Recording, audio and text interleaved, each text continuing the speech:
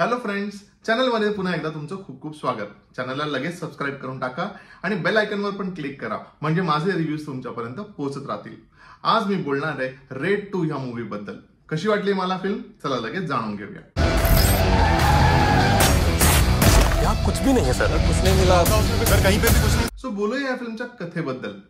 कथा तशी आपल्याला माहितीच आहे. आपण रेड 1 मध्ये देखील पाहिलं होतं की अमेय पटनायक हे जे कॅरेक्टर आहे हा एक इमानदार इन्कम टॅक्स ऑफिसर आहे आणि तो अशा लोकांना शोधून काढतो जे टॅक्स प्रॉपरली गव्हर्नमेंटला पे नाही करत आहेत किंवा त्याच्यामध्ये खूप काही टॅक्स मध्ये काय म्हणतात ना फ्रॉड केला जातोय, टॅक्स लपवला जातोय, खूप इलिगल अशी संपत्ती यांनी गोळा केली आणि तो जाऊन कसं त्यांच्या घरावर रेड टाकतो आणि मग त्यातनं जे काही पैसे इलिगल पद्धतीने जे लपून ठेवलेले आहेत ते शोधून काढतो आणि त्याचा एक स्वतःची पद्धत आहे. तो खूप इमानदार असा ऑफिसर आहे आणि त्याच्याबरोबर त्याची एक टीम असते. आणि सिमिलरली ह्या म्हणजे पार्ट 2 मध्ये देखील तो दादाभाई जो एका गावातलं एक अतिशय अशी पर्सनॅलिटी आहे जी पॉलिटिक्स मध्ये एका मोठ्या लेवलला एका मोठ्या पदावर आहे आणि ज्या गावात ही पर्सनॅलिटी राहते दादाभाई, त्या गावामधली लोक त्यांच्यासाठी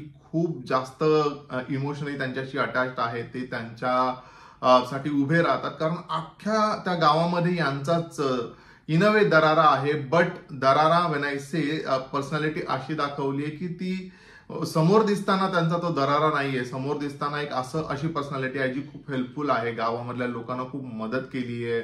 अनेक लोकांना त्यांचं ब्रेड अँड बटर म्हणजे कमवण्यासाठी दादाभाईने मदत केलेली आहे. त्यामुळे गावामध्ये एक काय म्हणतात ना यांच्यासाठी खूप मोठा रिस्पेक्ट आहे. आणि त्यांच्याच घरावर जेव्हा अमेय पटनायक रेड मारतो त्याच्यामध्ये मग काय होतं आणि दादाभाई त्याला कसा सामोरा जातो ही अख्खी ह्या फिल्मची कथा आहे. आता बोलूया या फिल्म मध्ये असणाऱ्या कॅरेक्टर्स बद्दल. सो ऑफकोर्स लीड रोल मध्ये आपल्याला अजय देवगन अमेय पटनायकच्या भूमिकेत दिसतो, जो त्याच्या स्वतःच्या 75व्या रेडसाठी या फिल्म मध्ये आपल्याला दिसतो. कुछ भी नहीं है सर, कुछ नहीं मिला सर, कहीं पे भी कुछ नहीं. त्यानंतर आपल्याला दिसतो रितेश देशमुख, जे अगेन आय सेड दादाभाई ह्या भूमिकेत एक स्ट्रॉंग पॉलिटिकल पर्सनॅलिटी ज्यांनी पोर्ट्रे केली आहे. वहां की सरकार, वहां के सीएम नहीं, दादाभाई चलाते हैं. त्यानंतर आपल्याला याच्यामध्ये दिसतो अमित सियाल, त्यानंतर सुप्रिया पाठक आणि सौरभ शुक्ला, असे मेजरली ह्या कॅरेक्टरच्या अवतीभोवती असणारी कथा आहे. याच्या व्यतिरिक्त अनेक ऍडिशनल कॅरेक्टर्स देखील आहेत.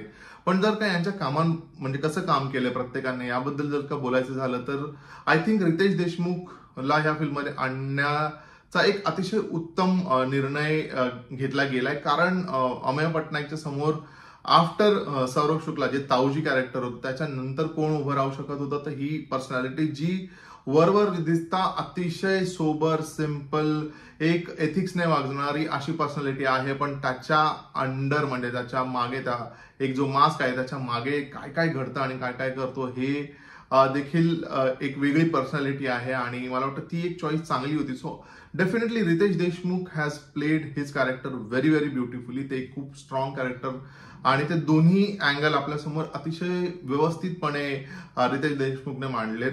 I don't know, somehow Ajay देवगनला बघताना ती एवढी मजा येत नाही जेवढी फर्स्ट ह्या पार्ट मध्ये आली होती. सम हाऊ एकदम अतिशय म्हणजे सटल कॅरेक्टर ऑफकोर्स त्याने आधीच्या ह्याच्यातही प्ले केलंय फर्स्ट पार्ट मध्ये, बट ह्या ह्याच्यामध्ये खूप जास्त मजा येत नाही. I don't no what's the missing part, but मला खूप जास्त मजा नाही आली हा पार्ट बघताना. ह्या अख्ख्या फिल्मचं जर का काही हायलाइट असेल ना तर बॉस अमित सियाल. हम दिन की वो इग्नोर की हुई सब्जी हैं जो रात को सस्ते में. अमित सियाल ज्या पॉइंटला ह्या फिल्म मध्ये त्याची एंट्री होते आणि त्यानंतर जो ते अख्खा माहोल आहे ना तो अतिशय लाईट करून टाकतो आणि फॅन्टॅस्टिक त्याने ते कॅरेक्टर प्ले केलंय. त्यामुळे rather more than Ajay Devgn आपल्याला लक्षात, मला ऍक्च्युली ना अमित सियाल लक्षात राहिलाय. त्याने खूप उत्तम काम केलंय. त्यानंतर आपल्याला सुप्रिया पाठक रितेश देशमुखच्या आईच्या भूमिकेत दिसते. Of course she has done good role in this film. त्याच्या आईचा रोल जो केलाय तो खूप चांगल्या पद्धतीने सुप्रिया पाठकने केलाय. त्याच्या व्यतिरिक्त सौरभ शुक्ला, बट अगेन सौरभ शुक्लाला बिकॉज फर्स्ट मध्ये त्यांचा रेफरन्स आहे काही काम नाहीये. Having said that towards the end of film संपते डेफिनेटली एक हिंट दिली गेली की नाव आता दादाभाई आणि ताऊजी हे दोघे मिळून थर्ड पार्ट मध्ये काहीतरी दंगा घालणार आहेत. सो ओव्हरऑल सांगायचं झालं तर असं ह्या कॅरेक्टर्स बद्दल माझं ऑब्झर्वेशन होतं रेड 2 मध्ये. आता बोलूया या फिल्मच्या लेखनाबद्दल. सो ह्या फिल्मचं लेखन टोटल 5 जणांनी मिळून ह्या फिल्मचं लेखन केलंय आणि आय थिंक तिथे सगळ्यात मोठा गोंधळ झालेला आहे. And I tell you Y. Because first part जेव्हा बघितला होता ना तेव्हा हे खूप नवीन काहीतरी एक्साइटिंग आणि असं ना एक नवीन गोष्ट आपल्या समोर आली होती, नवीन कथा आपल्या समोर आली होती.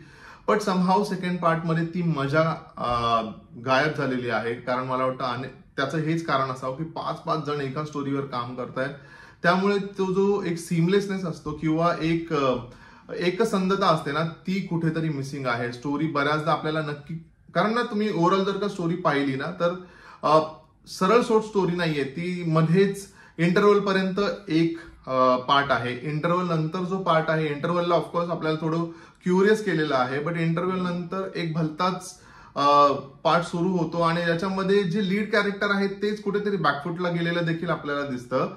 त्यामुळे ना ते I don't no, it's not convincing enough की स्टोरी सांगताना की आय डोंट नो हा कॉल का घेतला गेला की असं ह्या पद्धतीने आपण स्टोरी मांडूया. आणि सरते शेवटी जेव्हा क्लायमॅक्स येतो ना तोपर्यंत क्लायमॅक्सला जी मजा यायला हवी होती तर जिथपर्यंत ही अख्खी स्टोरी ताणली गेली आहे त्याच्यानंतर जसं रेड 1 मध्ये आपण बघितलं की जेव्हा फायनली त्याची ती लपवलेलं जो पैसा आहे किंवा जेही त्याने लपवून ठेवले ते जे सापडतं ना त्याच्यानंतर आपण असं खूप सरप्राईज शॉक्ड होतो की अरे बापरे, असं ह्या पद्धतीने देखील लपवून ठेवलेलं असू शकतं. तसं ह्या पार्टमध्ये नाही वाटत, to be very honest. Dialogues are not really impressive. Amit सियालचा जो पार्ट आहे that is the only part जो आपल्याला खूप हसवतो आणि थोडं आपल्याला लाईट मूड मध्ये ठेवतो. अदरवाईज मला वाटतं हे 4-5 लोकांनी मिळून जी लेखन करायचा प्रयत्न केला किंवा स्टोरी लिहायचा प्रयत्न केला तो कुठेतरी थोडासा फसला. आता बोलूया या फिल्मच्या दिग्दर्शनाबद्दल. सो या फिल्मचं दिग्दर्शन केलंय राजकुमार गुप्ता यांनी, ज्यांनी फर्स्ट पार्टचं देखील दिग्दर्शन केलं होतं. बट ॲज आय सेड की स्क्रीन प्ले हा खूप जास्त काय म्हणतात इम्प्रेसिंग असा स्क्रीन प्ले नाही आहे. खूप लूज कुठे कुठे वाटतो. त्या व्यतिरिक्त काही नवीन असं नाहीये. That's the only complain I have की नवीन काय आहे याच्यामध्ये अपार्ट फ्रॉम रितेश देशमुख हे कॅरेक्टर आहे. बट त्याच्या व्यतिरिक्त ऍज अ कॉन्टेंट किंवा ऑडियन्सला हुक करून ठेवण्यासारखं असं ऍटलीस्ट मला काही नाही वाटलं. मला असं वाटलं की मी रेड 1 पाहिलं होतं तसं सिमिलर सिनारिओज किंवा सिमिलर इव्हेंट मी बघतोय. खूप शॉकिंग असं मला काही नाही वाटलं. त्यानंतर जर सगळं सांगायचं झालं ना तर काही सीन्स मध्ये ना खूप आपल्याला आपण कनेक्ट नाही करू शकत किंवा खूप ते स्लो वाटतात. त्याच्यानंतर जे वाणी कपूर हे कॅरेक्टर आहे ज्याच्याबद्दल म्हणजे तिची एंट्री का झाली आहे, इलियाना डिक्रूजला रिप्लेस करून ती का आली आहे याचं कुठेही काही एक्सप्लेनेशन द्यावंसं त्यांना नाही वाटलं.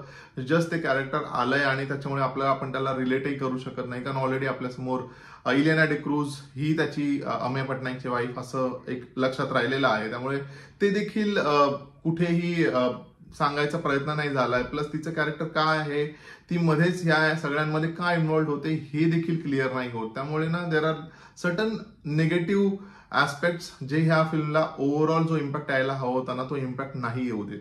थोडक्यात सांगायचं तर पार्ट 1 जर का पाहिला असेल ना तर पार्ट 2 पाहायला तुम्हाला एवढी मजा नाही येणार. बट स्टील तुम्ही जर का पार्ट 1 पाहिलं नसेल तर डेफिनेटली जाऊन ही फिल्म पाहू शकता. तुम्हाला खूप मजा येईल. पण पार्ट 1 पाहिला असेल तर तुम्हाला वेगळं असं फार काही नाही वाटणार अपार्ट फ्रॉम रितेश देशमुख यांचा जे कॅरेक्टर आहे आणि अमित सियालची जे कॉमेडी आहे याच्या व्यतिरिक्त तुम्हाला नवीन असं काही वाटणार नाही. सो मी या फिल्मला देतोय 2.5 स्टार्स. फ्रेंड्स, हा होता माझा म्हणजे रवीचा व्ह्यू ऑन फिल्म रेड 2. तुम्ही ही फिल्म पाहिली आहे का आणि पाहिली असेल तर तुमच्या प्रतिक्रिया मला कमेंट करून सांगा. माझा रिव्ह्यू कसा वाटला हे देखील मला कमेंट करून सांगा. व्हिडिओ आवडला असेल तर लाईक करा, शेअर करा आणि चॅनलला सबस्क्राईब करा. आपण भेटूया लवकरच. तोपर्यंत स्टे ट्यून्ड.